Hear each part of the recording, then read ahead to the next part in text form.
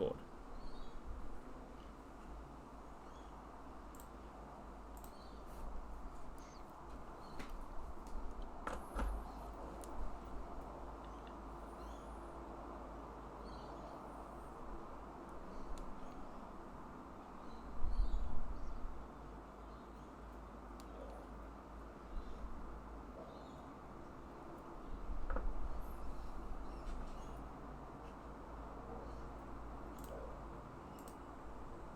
All right, we're here.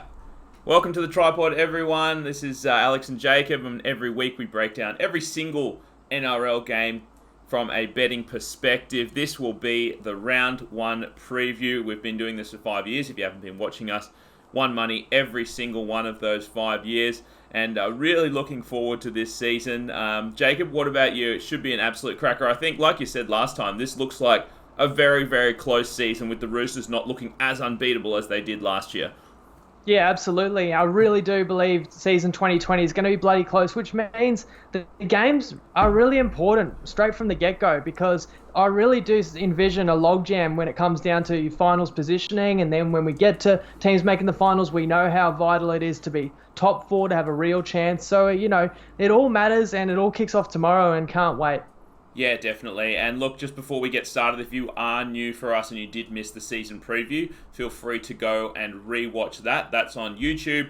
That'll be on the Tripod app as well. And also anywhere that you get your podcasts, you can listen to that one. Just search for Tripod and you'll find those ones. Doing things a little bit differently this year. Previously, we have released Best Bets live on the pod, and we did get a few complaints just with people, trying to watch the pod and trying to get their bets down at the same time and having 8 tabs open and all that kind of stuff. So by the time you are watching this one, we will have already released the best bets in the Tripod app. That's going to be the first place that they will be released, and that way everyone has time to get on their bets, and then you can watch the pod for our reasoning in peace without having to try and get all your best bets down at the same time. So I think that's going to work a little bit better, and it will allow you to watch or listen to the pod as soon as it comes out, and watch it or listen to it in its entirety without having to scramble. That's right. And of course, because we're pre-recording this and it's recorded a couple hours before it airs on Facebook and gets put up as a podcast, it mitigates some of the issues that we invariably have with trying to do live broadcast and being able to hear each other, and so that everyone can hear us. So I think that's better as well. One other thing, week one of the NRL season, I feel like what we love about this sport is that it's the ultimate test of skill versus will. Like the players are incredibly athletic and skillful, but at the end of the day, if a man grabs the ball and tucks it under his wing and just wants it more than somebody else and charges over and scores, like a team that is hungry on the day can win. So we always expect that the better players and the better teams will win in round one. It's not always the case if they don't show up to play. Yeah, absolutely. Let's get stuck in, should we, Jacob? Anything else you wanted to add before we get kicked off with the Thursday night game? Can't wait. Let's get into it. And it starts off with the Parramatta Eels hosting the Bulldogs. Para are 10.5 point favourites with a total of 39.5 points. As we said in our preseason pod, both myself and Jacob are super high on the Eels this year. We do envision them. I do envision them making the top 4, and Jacob has them winning the minor premiership. So we are high on the Eels this year. The Bulldogs, not so much, and especially now with the news that's come out, Harawira Naira and Jaden Okunbor have been, well, we don't know exactly what's happened, but essentially they've gone to a high school to show these kids how they can, that they're role models and teach them a few things. And unfortunately, they've invited a couple of the girls back to their hotel room. Nothing illegal as far as the law is concerned. It's good that we talked before the pod about how we weren't going to waste time. We're going to keep it short and sharp, but we're giving people a breakdown on what happened. I mean, they're stood down. Yes, they are stood down. So I really think this is a similar sort of situation as the Panthers last year. We said that some of those off-field incidents could really be a huge distraction to that Panthers team. I think the same's going to happen to this Canterbury team. I think they're overmatched here, but just do not necessarily want to lay 10.5 points, even though I do think Parramatta could win this one easily. Yeah, show me a team that's had off-season turmoil where it's actually worked in their favour. You just don't want to be on the Bulldogs tomorrow night. And as you say, they lose Okunbor, and Harry Nrl was probably going to be like the cornerstone of this forward pack, and he adds a bit of flair.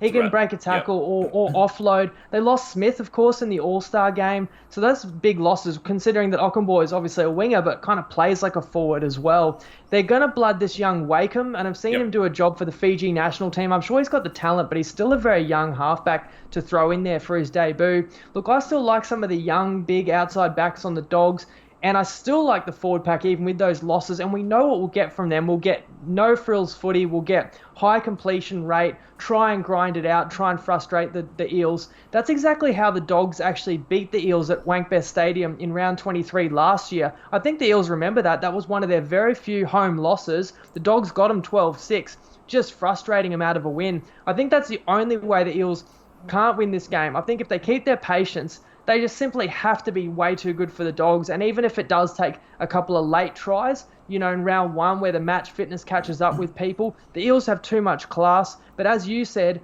we couldn't get a line under 10. Double digits, I'm going to hope that the Dogs do keep it close, because I would have played the Eels, but I won't play them at that line. Yeah, exactly. And you mentioned the halves there for the Doggies. And one thing that goes in Para's favour is that pretty much their entire spine all played together last year, and then you can't really say that for many teams in the NRL. Let's move on to the Raiders hosting the Gold Coast Titans. The Raiders are 10-point favourites, and the total is 44.5 points. The line that I've got up there is 9.5. Obviously, a bit of money has come for the Raiders during the day today, and it is understandable. They made the grand final last year, came awfully close to winning the whole thing. Curtis Scott, the new recruit, he is good to play in this one. As you said last week, Jacob Bateman, who's an integral part of this Canberra Raiders forward pack, is out for the foreseeable future. I think 6 to 8 weeks, they said.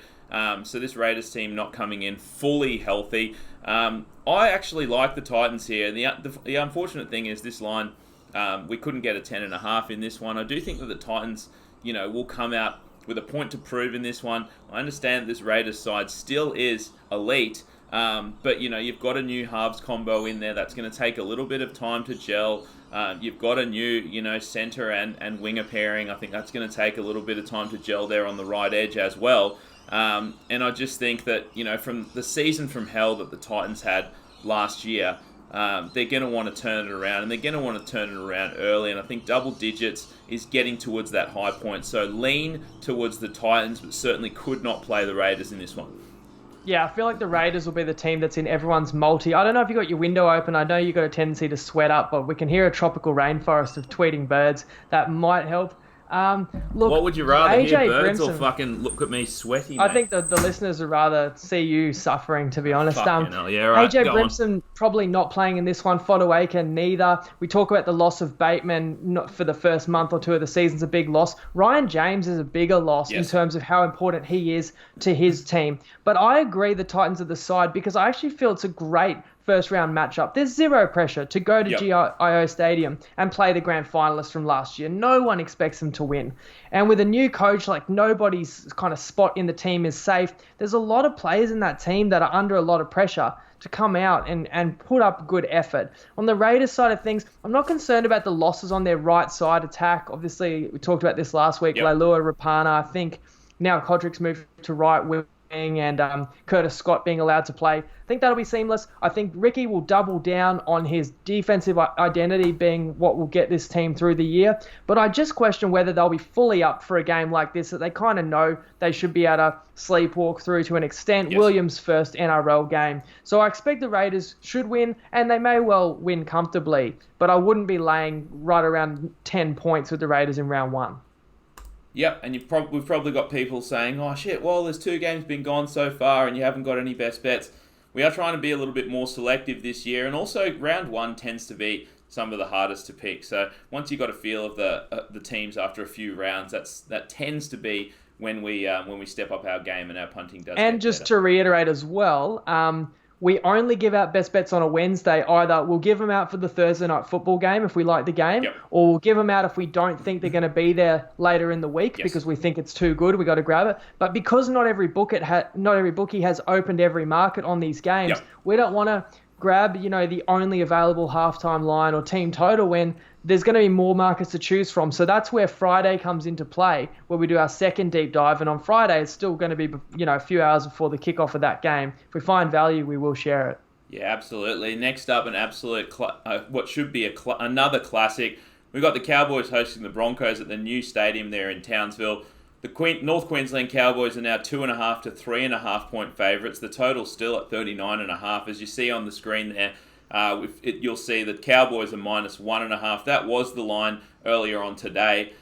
These lines are all courtesy of Unibet. We're using the Unibet as our standard lines throughout the season for the videos.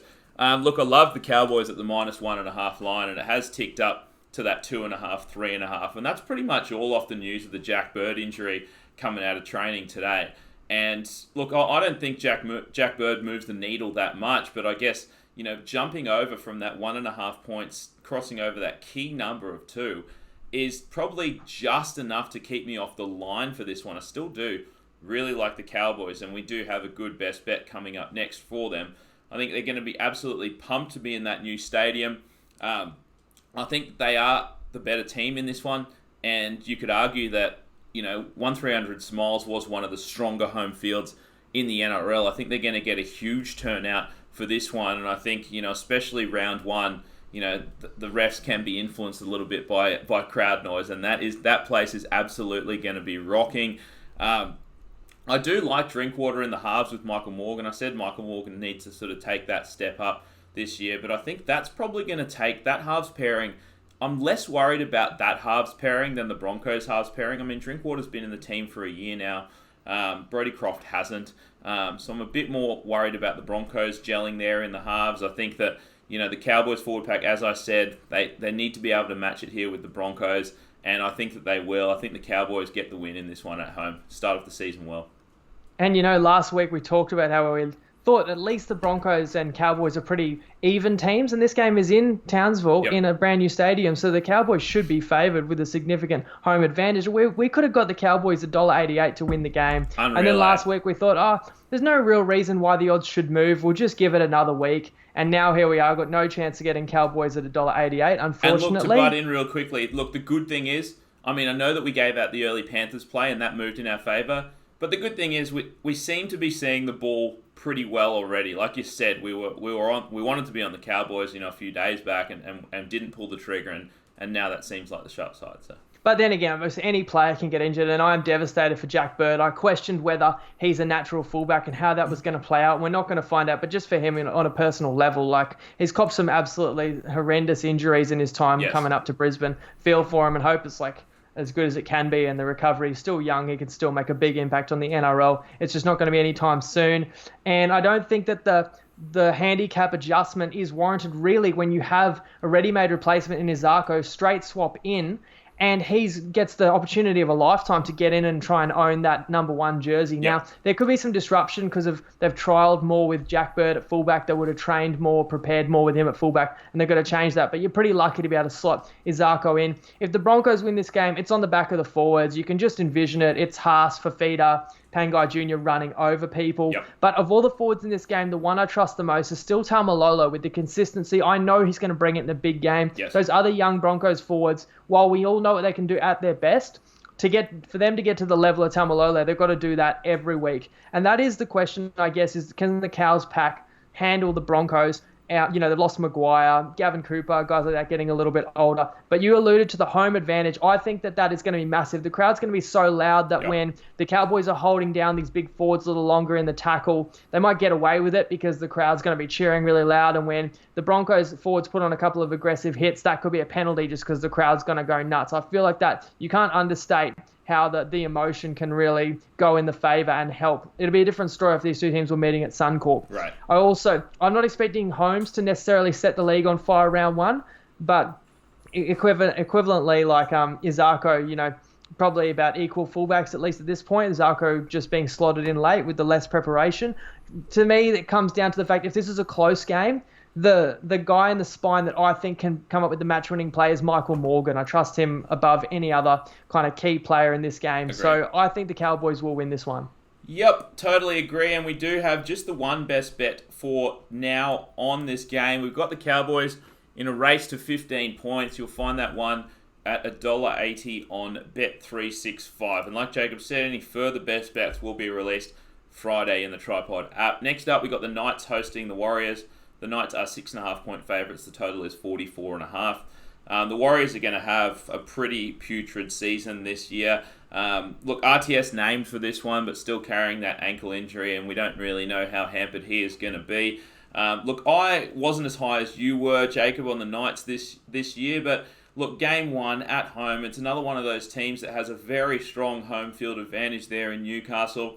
I'm really, really worried about the Warriors this year. I know they had a putrid season last year, and they will want to start well, but they are just pretty talent devoid there. So one thing that's going in, that I guess is kind of going in the Warriors' favour is the weather. There's possible rain for this one.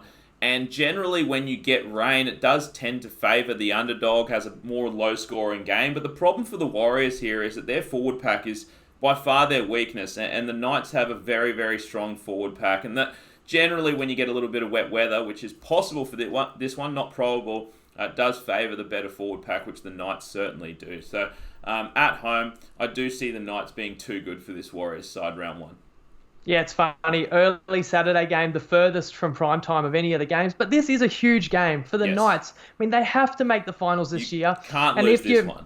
You can't lose at home to the Warriors that came 15th last year. You have to win. But for the Warriors, I mean, Stephen Kearney's seat's just about as hot as any coaches in the league. And, they've been a joke for so long. I think they're at home next week. If they don't play with good effort and compete this week, what Warriors fans are going to turn up to their home opener? Yeah. So I feel like they have to put on a good showing of themselves as well. It is a fascinating matchup. You spoke about it because the New Zealand backs is by far the better backline unit. The Knights backline is very weak, especially as we said last week. Like Bradman Best is a month off and they lost Ramey and they're thin as. That is definitely a weakness that can be exploited. But the Knights forwards clearly are the better forward pack in this battle, and if it's wetter, that should favour them.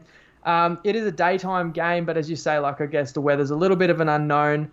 I like the choice to put Mann at 5'8" for the Knights because I think Pearce is a dominant 7 that plays both sides of the ruck, and then obviously Kalen Ponga can come in and play second receiver, so Mann just shores up your defence and he's more of a running threat at 5'8".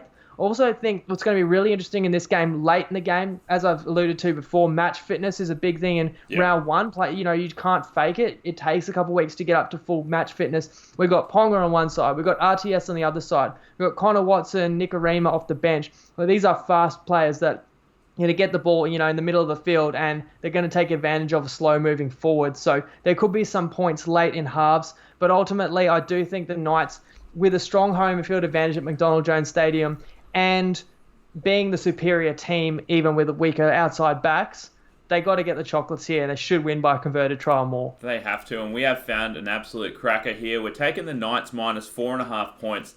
That's in the pick your own line section of Sportsbet. You'll find that one at $1.82.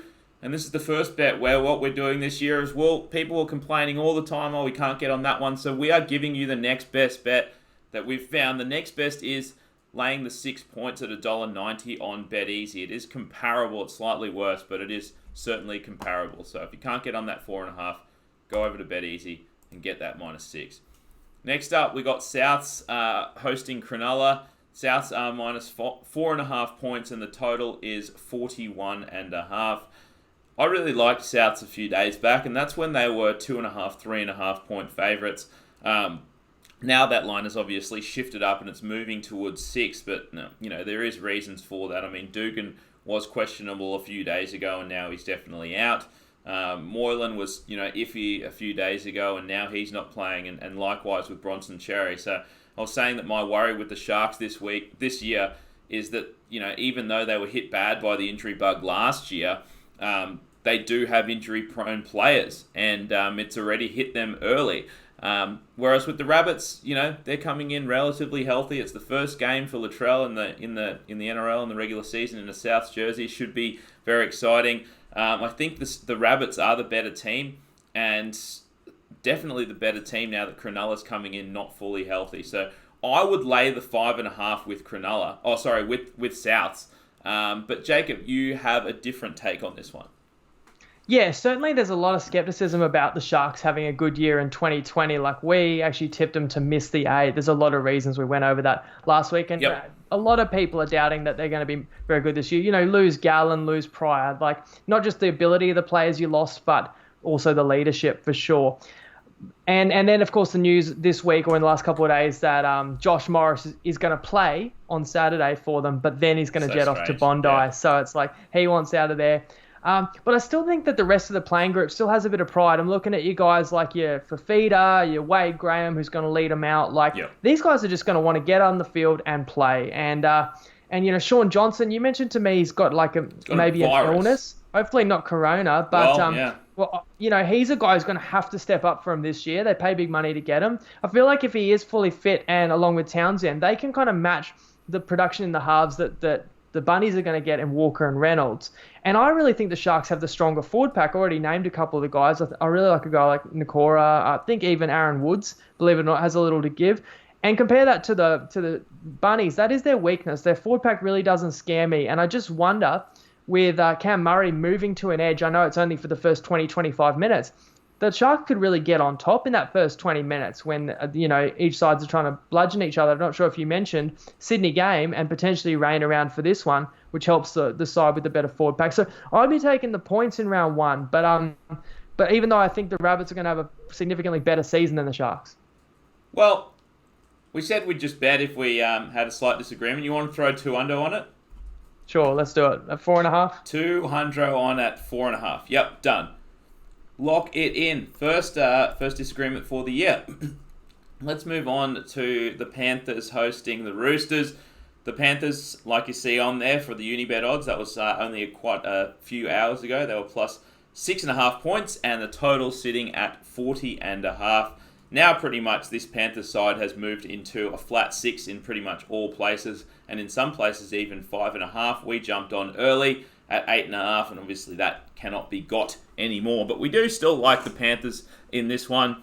Look, they're at home. I know that they do not have, you know, as strong of a roster as the Sydney Roosters side, but we've said this before, that the Roosters have gone through 2 years now of winning the premiership, and you know, that not only does that take a toll on your body, but they also learnt along the way what you have to kind of do to win the premiership. You have to have people healthy once you reach finals time, and in order to do that, especially because a lot of these guys are playing Origin and stuff like that, you've got to rest them along the way, and you don't have to put 100% in every single game. These teams that are on the fringe of the 8, you know, they have to put in for those first 2 months because, you know, a close loss here and there is going to really hurt their chances of making the 8. The Roosters know they're going to be there come finals time. They know they're going to be top 4. Do they really care about winning the minor premiership? No, because they have won previously, not winning the minor premiership. But this Penrith side, they're one of those fringe teams. I mean, they're pretty much pick them to make the 8. I do think that they will make it. I like Luai in the halves. I know you lose Maloney from last year, but I think Luai adds that spark, like I said in the preseason preview. I still really like that Panthers forward pack, despite losing RCG. I think they can match it with this Roosters pack, and we didn't mention that, you know, and this speaks to what the Roosters coaching staff and this whole, I guess, this Roosters organisation believes in. You know, you don't have to be minor premiers, you don't have to win every game. They're resting Boyd Cordner, rested him last week, and they're resting him this week for load management. So they know what it takes to get it done, but in this game in particular, it wouldn't surprise me if the Panthers pull the outright upset here. Yeah, when people look back at the history books, they're looking at who won the comp that year. They're not looking at what you finished on the ladder, what your win-loss record was. I mean, last year the Storm won 20 of 24 games, but, you know, did not even make the grand final. I'm sure they'd trade that for the Roosters season. And you're right, like, this is actually an interesting concept. There's some teams that picked a team this week that is the strongest possible team that can win round 1, and that's what they're trying to do, win round 1. There's other teams that are picking their team thinking how we're going to win the comp. Yes. And that's the difference. And that's what the Roosters are thinking here. And it doesn't mean they're not going to win. They're playing the long game. How do the Roosters win this game? They come out defensively sound. They're such a good unit. They make you work so hard to score. They still get yardage well. They keep it low scoring. They're going to get a handful of chances in this game, and they're going to have some plays ready. And Kiri, Manu, Teddy are going to link up, and they can easily put on, 3 or more tries if they execute when they need to, and that's how they win the game for sure. But I definitely don't think that they're going to be a class above the Panthers. You mentioned they're at home. I feel like the Panthers catch the Roosters at a great time. I mean, I watched the Roosters beat St. Helens in the Club Challenge. Honestly, Roosters won that game by about 8 or 10 in the end, but they got pretty lucky. St. Helens blew a bunch of chances. It was actually far closer, and I feel like this game could be similar. And while the Panthers team doesn't blow you away with talent, I feel like they've got a lot of players we haven't even seen the best of. Obviously, Luai, first full season. Cleary, I think, will be better. Coruscant could be really good. Kikau, don't know how much better he can get, but still young. Liam Martin, Naden. Yep. There's lots to like about this Panthers side. That's why we grabbed the 8.5 last week when we talked about how we both think they'll make the 8. And we've grabbed a couple of additional plays today that we think are great value. Yeah, exactly. And what we didn't mention before I put these best bets on the screen is that there is rain scheduled for this one as well, which we do think helps it make a closer game. So we're taking 3 best bets. We already gave out the Panthers plus 8.5. That was last week. That was $1.90 on Neds and Ladbrokes. You can't get that one anymore. But we've got 2 best bets for you for today that you can get. It's the Roosters not to score 3 unanswered tries. That is $1.90 on Bet365. And we're also going to take the under 40.5 points for the game. That one's $1.91. You'll find that on Sportsbet, but you'll have to click into other markets because you had a look at this one, Jacob. It's a few cents better, or no, is it actually $1.90 in the total market. Right. It's $1.91 in the other market. It's 1 cent better, and look, what you can get from these bastards. And that just shows we're putting in the work here, guys. Even if it's 1 cent better, we will give that one out to you. I don't think we had on there, Jacob, the next best price. The next best price for that one, for you guys listening, is on Bet365, if I'm not mistaken, and that was $1.82. Let's move on to the next game. Yeah, I had it written down. Maybe it didn't make the graphics of this pod. Didn't make it into the email. All good. Manly hosting the Melbourne Storm. Manly are 2 to 2.5 point dogs, and the total is 41.5. So a little bit of money has actually come for the Storm since this morning because, as you see in the graphic, the Storm were 1.5 point favourites. They are now pretty much a consensus 2 to 2.5 point favourites. Look, I actually like Manly in this one, and I would play them at the 2.5, but it is pretty much readily available, so we figured, like Jacob said, we only give out the best of the best bets tonight, and the ones that we don't think will be there come tomorrow morning, and this one probably still will be. Or Friday morning. Or Friday morning, yeah. Look, Tom Trbojevic is going to be playing in this one. Jake has been announced in, which is a surprising in, really, because it was looking like he was going to be, maybe even a couple more weeks off. But if he's able to go, that's a huge boost for this Manly side.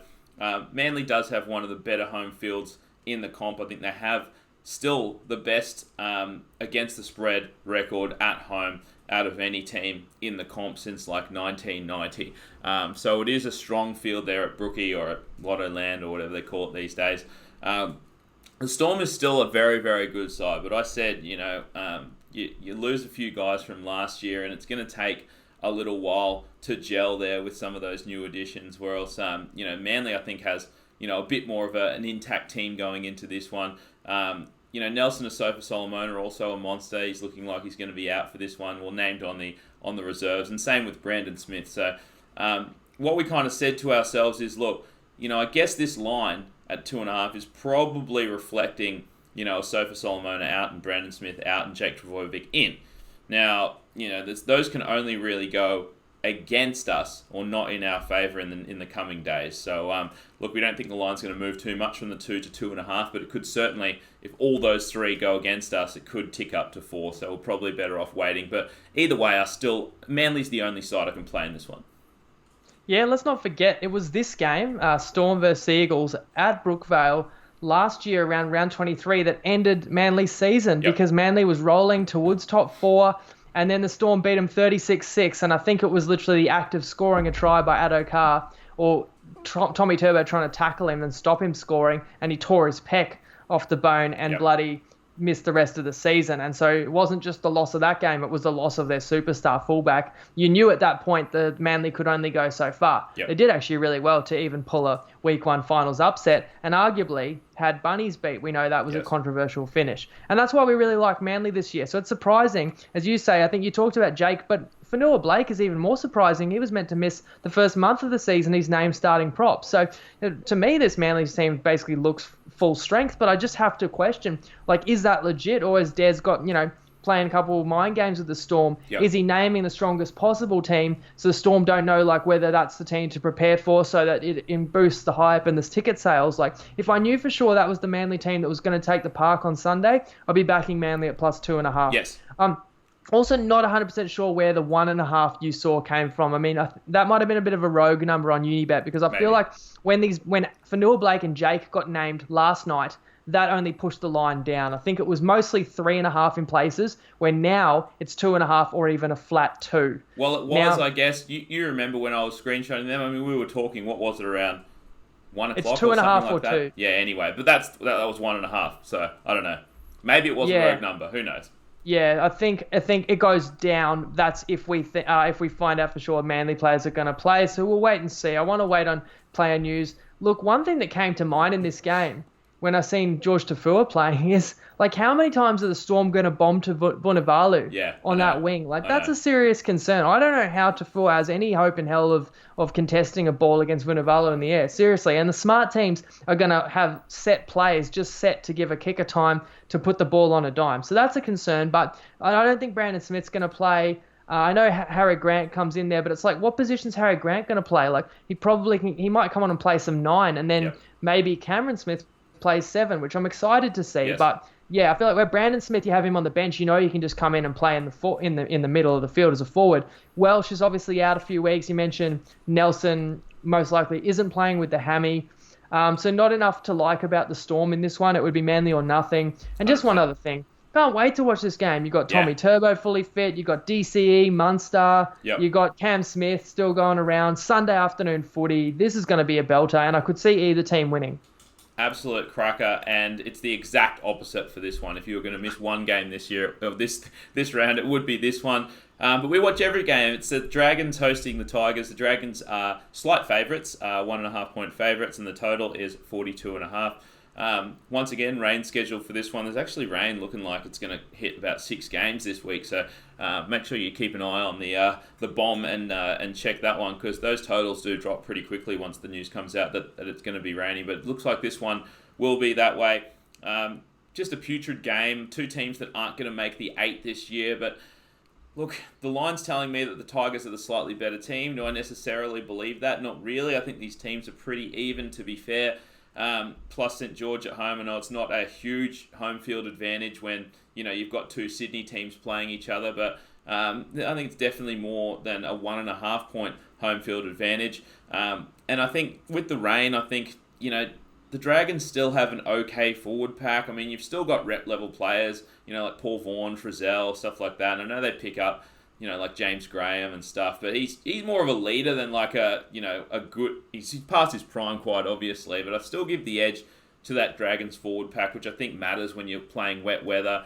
I also think at that Tigers side, just on both edges, is going to take a little bit of time to gel. You got BJ coming into the centres, and you got Dewey playing at centre. 2 new centre winger combinations on either side, so that might take a little time to gel, not only in offense but in defense as well.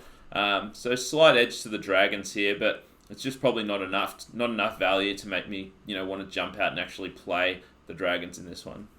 Yeah, we've got a little bit more time to think about this one. 2 sides I have in the bottom 4, but that actually makes it such an important game for both of them to get a positive start in their season and to win what is a winnable game for both sides. Yes. I mean, you call it putrid. I mean, like, this is round 1 of the NRL. I mean, I've watched trial games. I've watched rugby sevens. I mean, I'm ashamed to say it. I've watched Super Rugby because I've been missing the footy. So you give me Dragons, Tigers Sunday. I'm not complaining. You're watching putrid. You're watching terrible games because there was no footy on. But this week we have 8 games. I mean, we're still going to watch it, obviously, but it's the worst game of the round. Let's be fair here.